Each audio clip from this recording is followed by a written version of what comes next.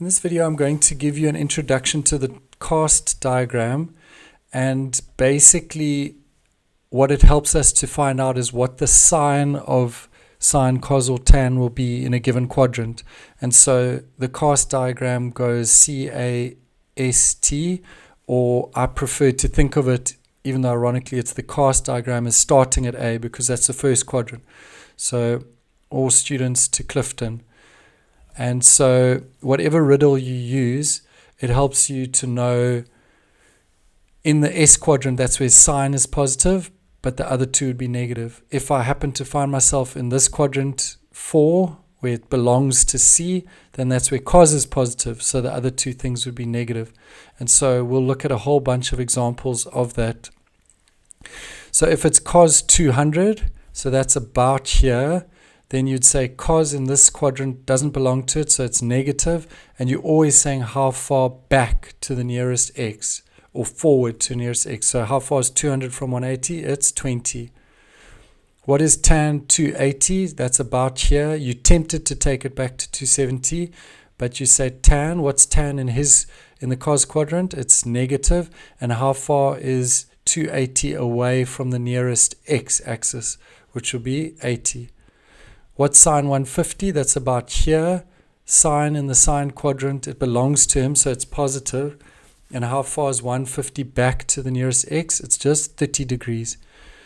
And last two, cos 358, that's right here. What's cos in the cos quadrant? It belongs to him, so it's positive. And how far is 358 to 360 to the nearest x? It's just 2.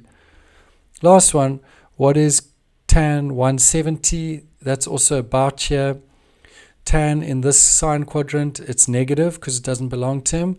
And how far is 170 to 180? It's just 10 degrees. If I do it with thetas, then I find that these are really helpful just to anchor you as addresses. They're just addresses to tell you where to find yourself. And so sine 180 plus, that's just an address telling me I'm in this quadrant. 180 plus a little bit. And what is sine in the tans quadrant? It doesn't belong to him, so it's negative. What about 180 minus? For cos, I find myself in this quadrant. What's cos there? It doesn't belong to him. It's negative. What about tan squared? If you're lazy, you can just say anything squared will be positive and jump straight to the answer. But if you want to think about it, 180 minus, you're in this quadrant. And so tan in that quadrant's negative. So in brackets, a lot of people mess this up. In brackets, minus tan theta squared, because the negative squared will become positive. Cos negative theta, you're tempted to just take out a negative, but that's not what you do. You think of this as just an address telling you where to look. It's just saying look in the fourth quadrant where cos is positive. Last one, 360 minus theta, that's in the fourth quadrant. It doesn't belong to sine, so it's negative sine theta.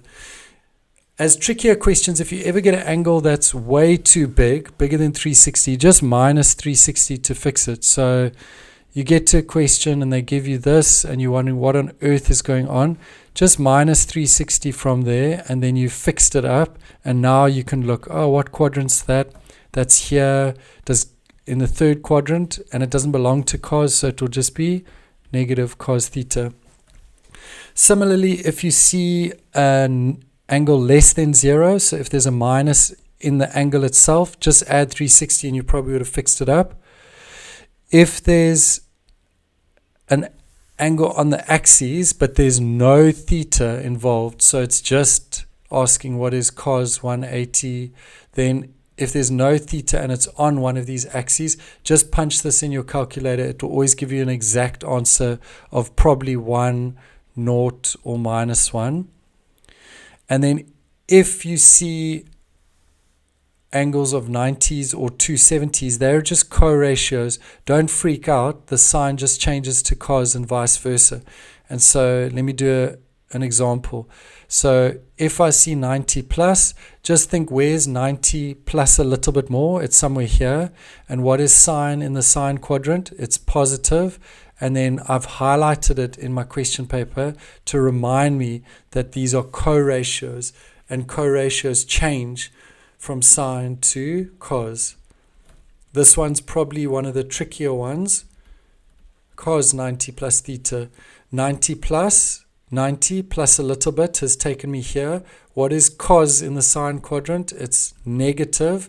And then I've reminded myself by highlighting that this is actually a co-ratio. And so it's going to change to sine theta. So what is cos 90 plus theta? It's negative sine theta. I hope that you found that helpful as an introduction to the cast diagram and how to feel your way around it. If you enjoyed this video, please like it, subscribe to our channel, and share it with your friends. Thanks.